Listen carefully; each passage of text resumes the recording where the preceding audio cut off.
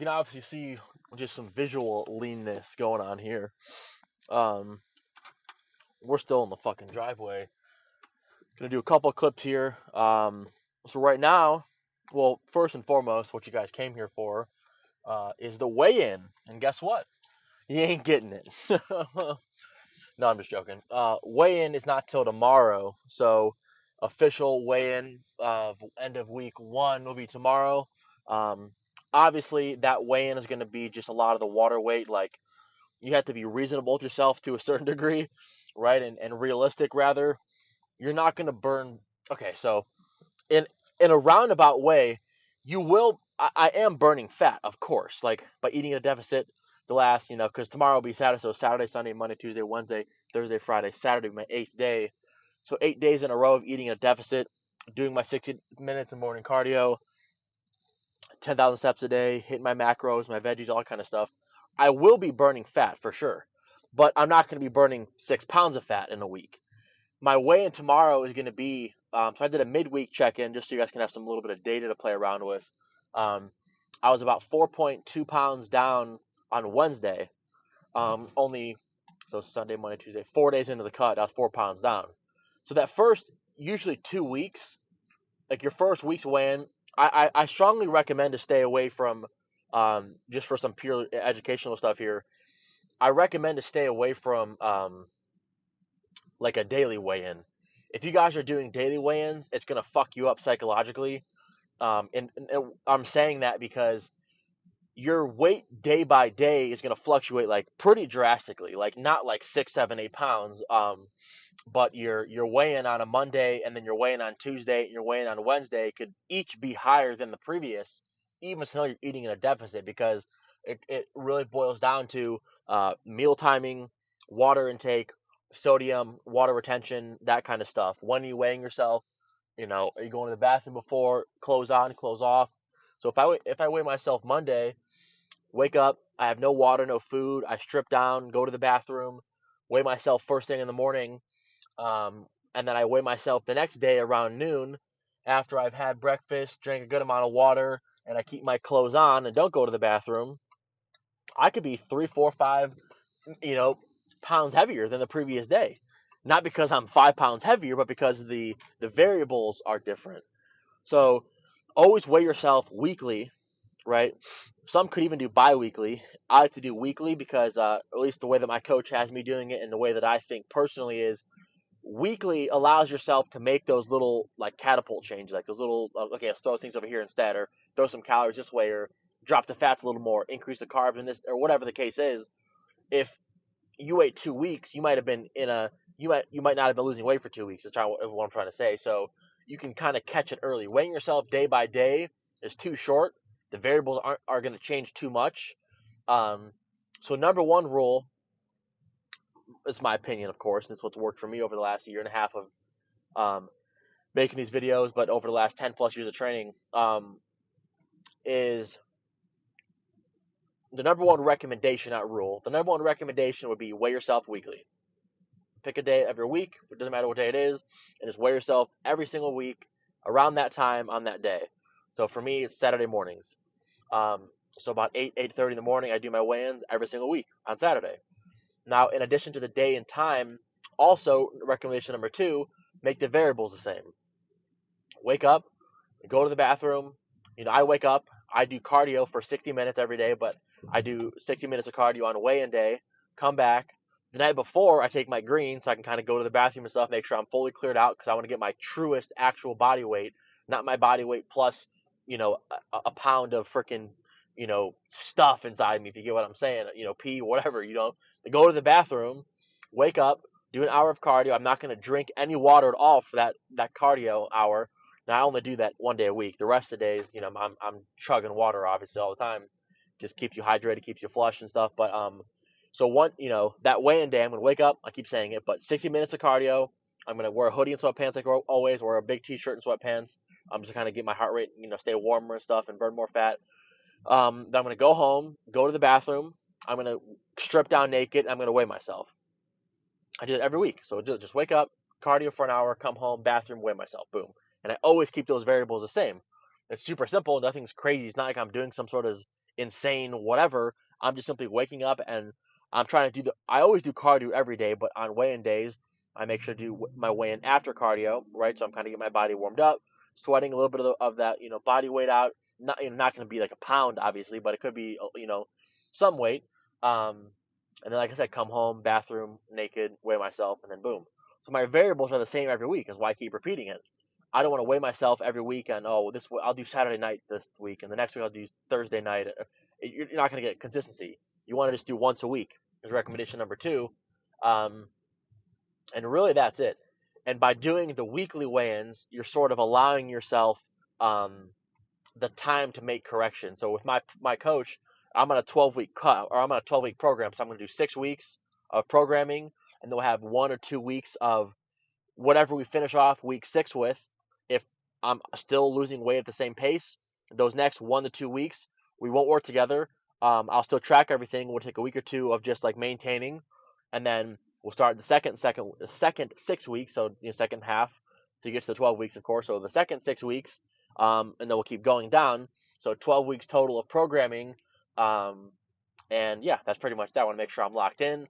I want to make sure my weigh-ins are the same. Where am I going right now? Yeah, to the gym. I do need to stop here. But yeah, so we'll resume this dieting advice. I got the hydration here. I already drank a liter of water this morning during my 60 minutes of cardio. I put a little bit of hydration in here. I don't like to drink 2 of those in a day. That's a little bit too much sodium for me, and potassium and magnesium and all the electrolytes. So just a little bit in here just for the flavoring. And you can just tell I'm already looking leaner. Um, but yeah, so I'm gonna go run inside, grab a pre today's leg, so I'm gonna need it. I am gonna stop because I did bring this, so the box is empty. I always forget shit, so um, especially when I'm recording. If I was supposed to get this, I didn't bring it, I'd forget it. So this is the liquid IV that I get, sugar-free lemon lime. I always talk about it and show it. So after this, I'm gonna swing by vitamin shop. Maybe I should do that. I'll do it after the gym, actually. Yeah, whatever. I'll be back after the pre. There we go. So we are back in the car. Just a quick little clip here, and then I'm gonna wait until I get closer to the gym. So got the water for the gym. What is that flavor? So you guys know I'm a big fan of Bang, both ways. But Bang here, I normally get the Star Blast flavor, but this time I went and ventured off. My wife likes this flavor. Boom! Don't you worry about the rest. Let's get a little bit closer. This will be the what's it called? This will be the thumbnail. We'll use something around there. Oh shit, something around there for the thumbnail. But yeah, let's go give this let's pull out of here first, and we'll give it a taste test. So if you guys haven't noticed, nobody's commented and said anything, even though it was only a handful. By handful, I mean about three to 10 consistent viewers. But I found I got the new I got a message on Messenger. Probably someone looking to buy a property. What is this? Yeah, this is fine. Perfect. Actually, I'm just fucking flying. Watch. I'll make this turn pretty hard. You guys aren't really gonna go anywhere. So I got the camera thing down here. Pretty. Actually, you guys are a little crooked. There we go. Is that a little too much rear view mirror action, or are you guys okay with that? Whatever. Long story short, got the mount all set up. So yeah, Bang. This is the cotton candy flavor. So this is the Bang is great. They're obviously more of a performance based energy drink, if you want to just call it that. I typically like to stay more towards like Bang, Ghost Energy, Gorilla Mind, Celsius. There's a new one called Noob. They're in like the shorter cans, like almost like a pop can. That one's pretty good. And the Rise. That's probably like my 5 go-to. This is a little more. Whatever, it doesn't matter. Who gives a shit? Let's just give it a taste test. Cotton candy flavor. My wife likes this flavor, so it does say, It does say combining cutting-edge sports nutrition ingredients. Basically, what it means by sports nutrition ingredients, it's just referring to the electrolytes, the sodium, magnesium, that kind of stuff you're going to get in like an electrolyte hydration drink. With tested energy drink formulation, innovative new flavor combinations, Bang Energy rock the world. So, make a hard turn here. Yeah, you guys are pretty solid. So it's just a matter of adjusting some of the angles. But yeah, we're set up here now. So all Bang Fitness products, not that you guys give a shit, but I'm curious. All Bang Fitness products are PhD formulated and sports trainer endorsed. That doesn't mean shit. PhD formulated is kind of nice, but sports trainer endorsed doesn't mean anything. Our unique performance formulation is designed to stimulate energy, caffeine, improve focus, probably through the... There's no alpha GPC in here, I don't think. So maybe the lack of sugar and increased endurance. So whatever. Let's just give it a test. Okay. So I'm going to do 2 more little sips.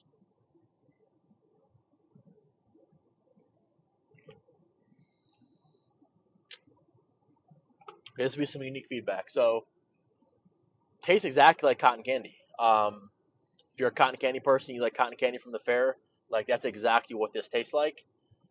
But great taste, tastes exactly like cotton candy, like the fucking cotton candy you get anywhere, I guess, not just the fair. But it's giving cotton candy fair vibes. But for me personally, my personal opinion is not necessarily the flavor that I'm looking for in a pre-workout before the gym. And not to bias Bang, I'll even throw Liquid IV under the bus, just so you guys know I'm not being biased. I don't like the red, white, and blue flavor Liquid IV, or like the red berry, like the Sour Patch Kids red berry flavor hydration. Like, they taste good in terms of like they taste what they're supposed to be replicating, but I don't really like, having a red Sour Patch Kid flavored drink at 6:30 in the morning when I'm doing my hour of cardio. I like that lemon lime, ice cold. That's just a personal preference. So Bang cotton candy tastes just like cotton candy. But yeah, just not necessarily what I was looking for. So I'm gonna finish it obviously because it tastes good, but I just probably won't get it again. But I will check in with you guys. We'll talk a little bit more about dieting, and then legs. I don't know, maybe in like 8 more miles as I get, probably 6 to 8 miles closer to the gym. So these car talks aren't, let's just say, upwards of 60 minutes. I'll be back. Okay, one little quick comment before I go back to driving. It is 2:57 p.m. right now, so a little earlier than, well, I shouldn't even say earlier than normal because I don't really have a normal time I go to the gym, but at least I'm earlier than I've been going the last week or two. The last about 2 weeks I've been going consistently around like 5 to 7 p.m. to the gym. Having my pre-workout around that time slightly affects my sleep, so just something to throw out there. Keep an eye on when you're going to the gym and how much caffeine you're having, aka watch out to your REM sleep. Man, that gets annoying. I wish I had like a button where I could just press it and it would just start recording. But I kind of forgot about the video, so we're getting a little too close to the gym. So I should have enough time here to talk about the dieting context, or the dieting contents that I wanted to, and then we'll talk about legs. So yesterday was legs. I went to the gym, stretched, warmed up, and I was like, okay. I was faced, before I get into the diet talk, I was faced with 2 options. I guess 3. My quads were, I'm telling you guys, that last leg day when I did, it's a little bit crooked still. There we go. That last leg day when I did those front squats, paused, where I did 5 sets? Trying to keep my shoulder nice and warm. Starting to rain. Yeah, second opinion on this, like, it tastes good, but just like it's way too sweet for me. Hold on, guys. Okay, Sorry for the 5 interruptions. Now we're at the fucking gym. Somebody called me. But yeah, really quickly, I don't even know what I was fucking talking about in the last clip. I keep forgetting to go and fucking, what's it called?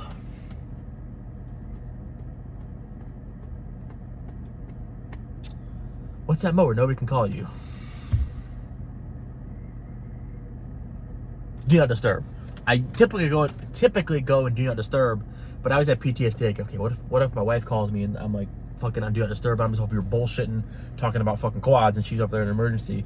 Whatever. Get off topic. So, anyways, I do remember what I was talking about. So legs. So my last leg day, doing those, I did. I always do front squats. Like front squats are front barbell squats, ass to fucking grass, put a plate under my heels.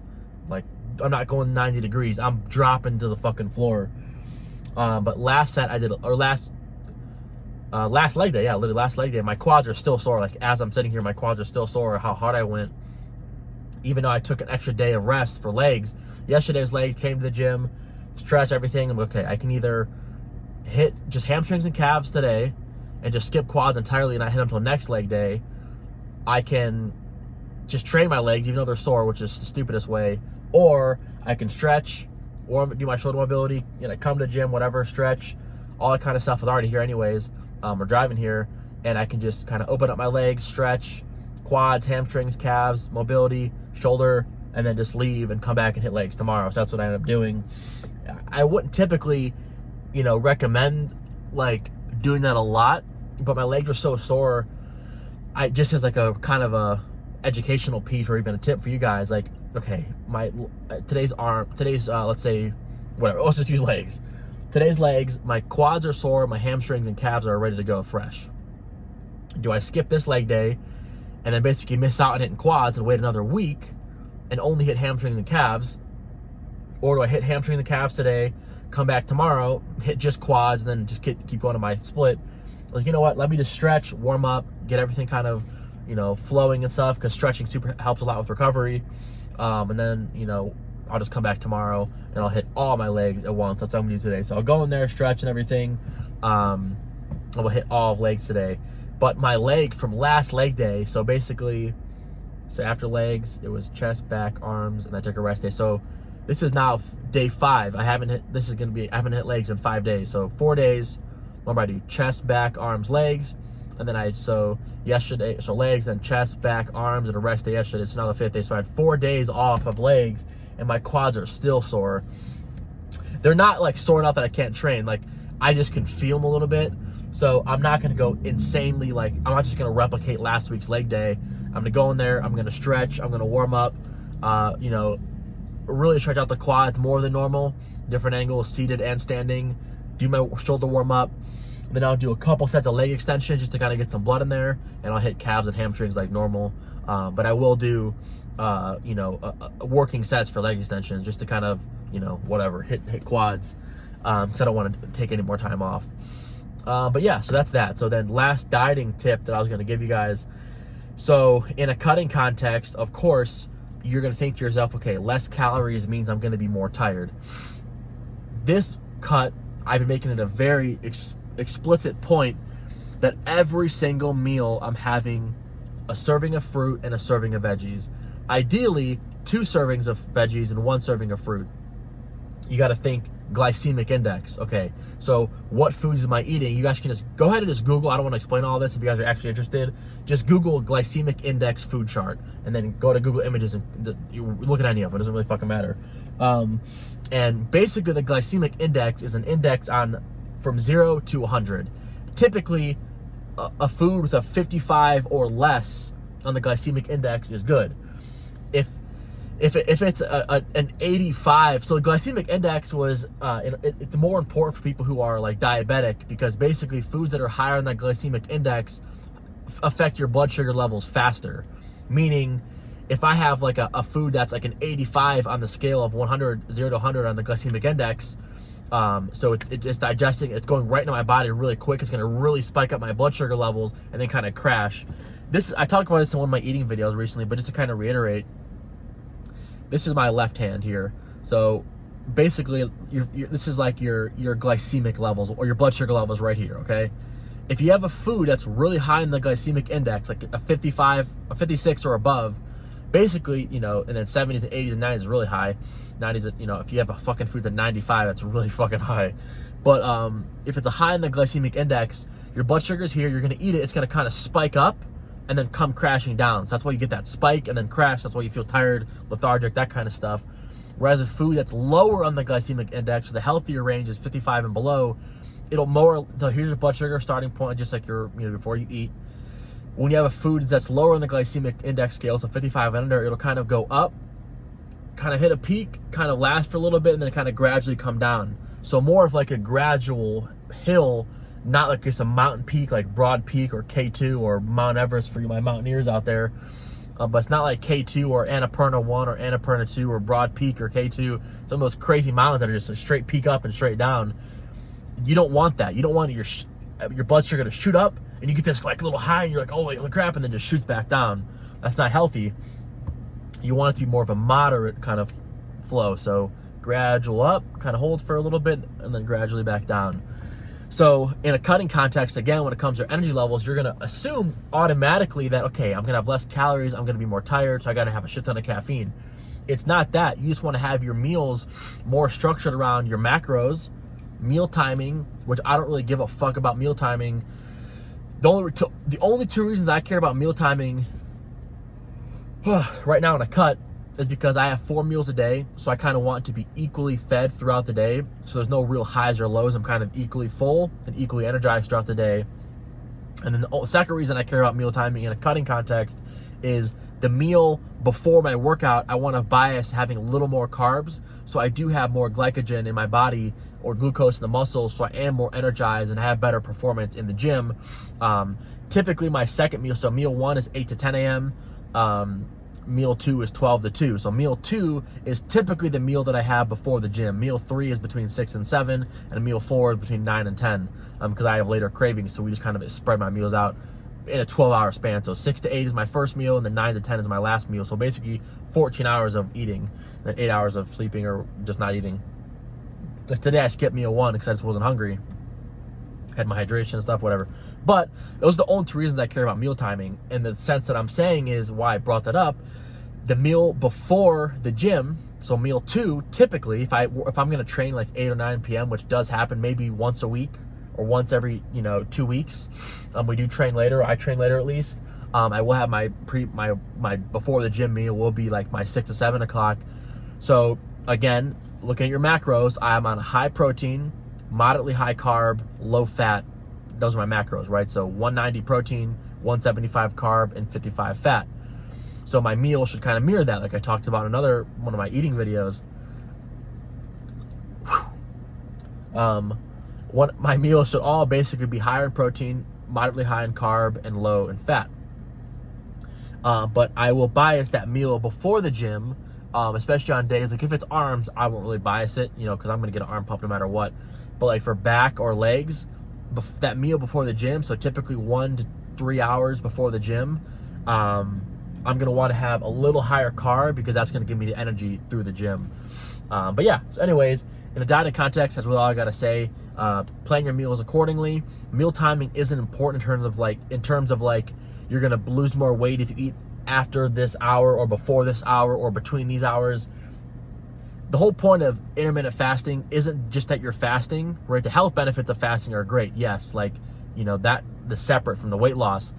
The reason that intermittent fasting works is because you're not like magically changing your fat and reprogramming your body by eating in intervals, right? So intermittently, you're eating less because you have less time to eat. So you're going to be eating less volume, less calories, we'll say, not volume, but less calories than if you were to eat just kind of whenever. That's really why for most people, the average adult, male or female in this country, the average person in the world, in America would say that dieting works for intermittent fasting rather, is because you're just shortening the time where you can eat. If I say here, you can eat 18 hours a day, you're probably going to have closer to 3,000 calories. If I say, hey, you can only eat 8 hours a day, you're probably going to have closer to like 1,800 to 2,000 calories a day. Not because I'm restricting how much you can eat, but you have less time to eat it, so you're going to be more full. So intermittent fasting does have good health benefits outside of just weight loss, but the real reason it works for a lot of people in a psychological aspect is the fact that you have less time to eat, so you're probably going to eat less. So that's that. I'm going to go in there and crush legs and let you guys know how it went afterwards. Okay, we are honestly about 20 minutes post legs. Got this, got to go stop and get some liquid IV. But I recorded a couple of clips, and then I kept getting phone calls.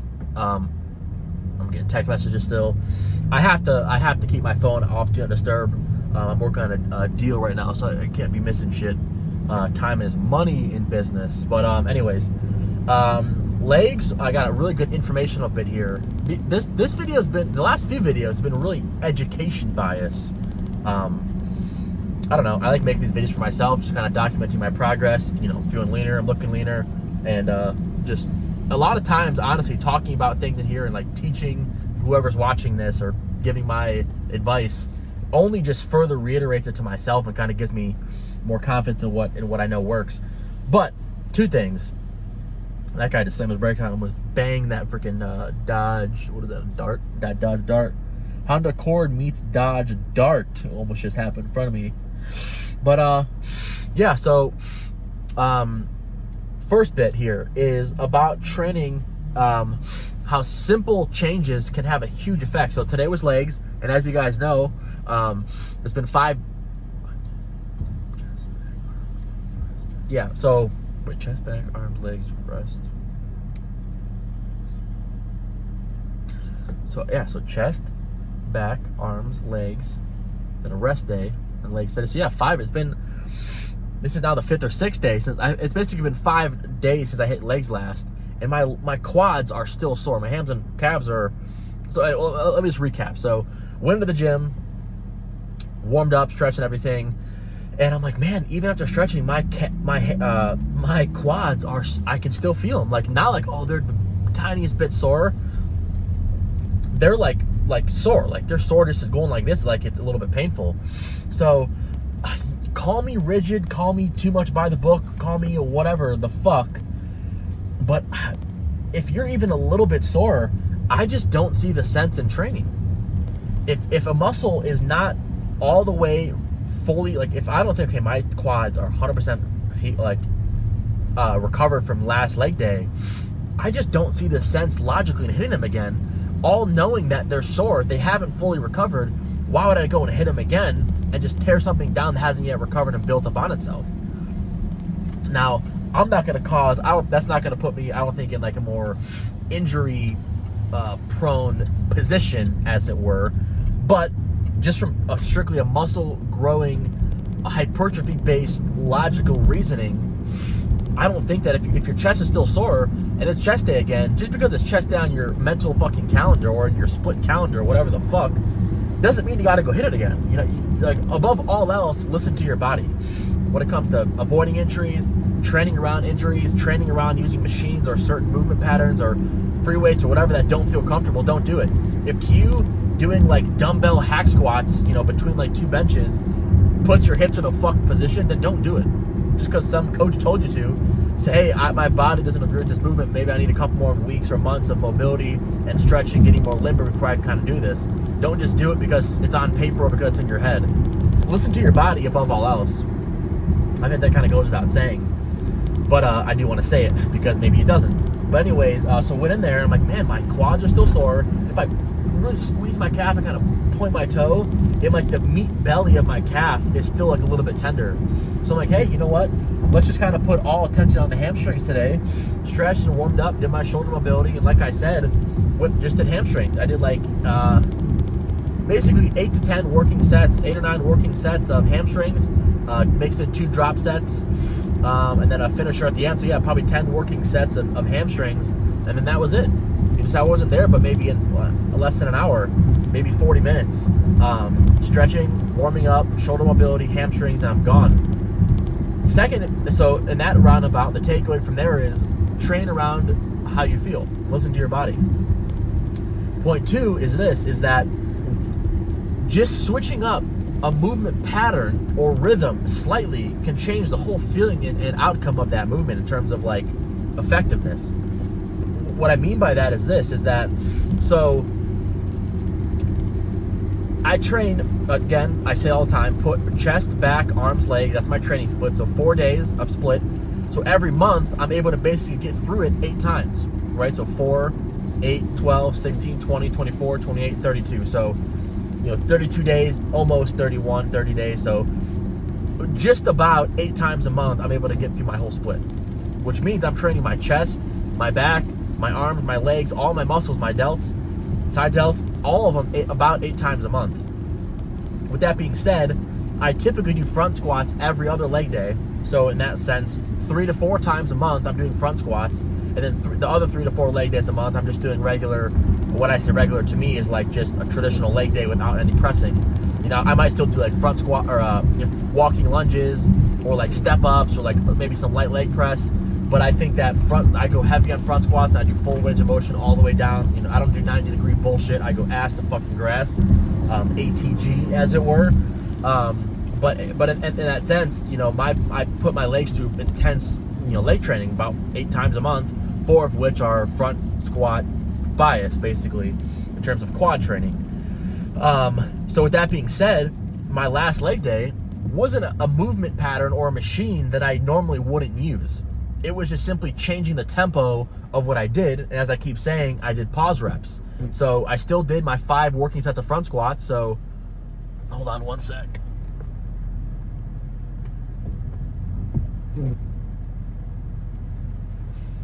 Sorry, I just got a text message. So I still did my 5 working sets of front squats. My warm-up set, and then like whatever it was, 135, 185, 225, whatever I went up to, and then back down to 135. But what I did was between 5 and 12 reps or 6 and 12 reps per set, getting close to failure. Not that I'm stopping at 12. Oh, I hit 12, I'm done. If I'm not close to failure at 12 and I can go to 18, I'm going to keep going. But what I did was you typically drastically reduce the weight you can handle, your strength, and the reps, meaning the endurance. So your strength and endurance typically drops when you're doing pause reps, because what you're doing is on a front squat, my last one, I got the bar here, right? I do crossover. Some people go like this. I have to go like this. This kind of puts my shoulders and just puts in a weird position. I don't like it. Not that my arms are too big, but my arms are like big enough that like going like this with the fucking bar just hurts.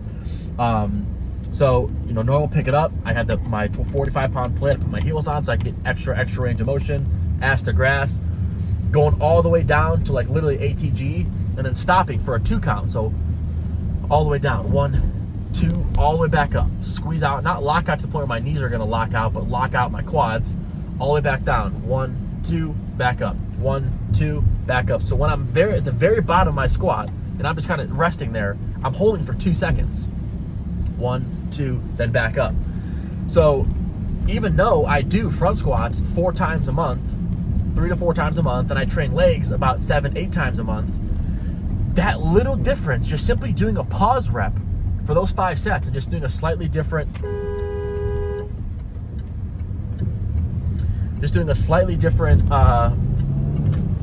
variation of the movement. So just simply pause reps, that's all. I wasn't doing any extra weight, any extra reps, any crazy drop sets, just simply doing pause reps, that's it. So changing up the rhythm and the tempo. My legs have been sore for 5 fucking days. I know I kind of explained a lot in this 8 minutes, but it just goes to show that listening to your body and trying new things, not necessarily new movements, machines, or some crazy triple, quadruple drop set, but just simply changing up the rhythm, right? Maybe sometimes you do pause squats, pause reps, maybe on bicep curls. You go all up to the top. A lot of people go down and they swing back up, and they swing back up.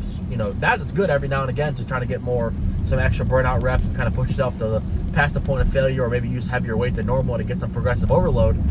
But in a general context, you go up and you squeeze, kind of curl your wrist out, like this part out, really peek it out there. And when you bring the dumbbell or the bar back down, hold it for a second, and then re-engage back to the top. Hold it for a second, re-engage and squeeze. Down, 1, 2, and then back up. All the way down slowly. 1, 2, back up. Just throwing that in there is like, okay, what you're doing is you're taking out momentum in the swing. You're squeezing the biceps hard as you can, nice and slow on the stretching or the eccentric portion. Once your bicep is fully extended, 1, 2, What that does is now you have to completely restart the movement basically from zero, and it's going to take 100% effort to get it squeezed up again or pulled up again. So if you go like 1, 2, and I'm kind of over exaggerating just to get you guys an idea, but pause reps basically are forcing you to actually test your true strength while also putting your body under more metabolic stress, which is going to induce muscle growth. So really cool kind of way of thinking. So yeah, just kind of want to throw that out there. I'm about to be back at the house. So the 2 takeaways from this is listening to your body, right? If your body says, hey, like my quads were still sore. So today was a hamstring bias workout, not even bias. It was exclusively hamstrings. All I did was hamstrings, which some people say, man, you drove 30 minutes to a gym, took your pre-workout, stretched, warmed up, you did all your shoulder mobility and all these things just to do 8 to 10 sets of hamstrings, then you fucking left? Yeah, exactly. It's exactly right. Was working great for me. I feel pretty sweet doing it.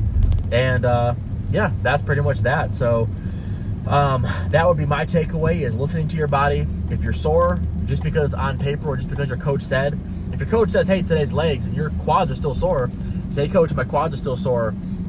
If they're a smart coach that's receptive to what you're saying, they know that you know your body better than anybody, they'll say, hey, no problem, let's still do some static warm up and stretching for the quads, but we'll make today a hamstring and calf focused leg day. And I also did some hip adductors. So I did like where you sit down, you're kind of, the resistance is in the concentric portion here, so you have the resistance here when you're extending your legs, just to get some more hip mobility in there. Nothing too crazy, just did 2 or 3 sets there. So really just hamstrings, a little bit of hip, and then that was it, and then I was out. But successful lift to me, because tomorrow I'm going to restart. It'll be chest, then back, then arms, and then this coming leg day of this week, this coming week, so whatever it'll be, Tuesday I think will be legs next.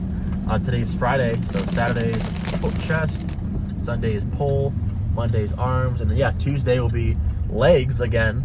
I'll be like fully recovered. My quads will be ready to be hit again, and since I didn't train them this time, I'm gonna go hard on front squats again. Hopefully, recreate the situation I'm in right now again. So, in a perfect world, every leg day you're questioning, man, my legs are so wrecked. Should I hit them again?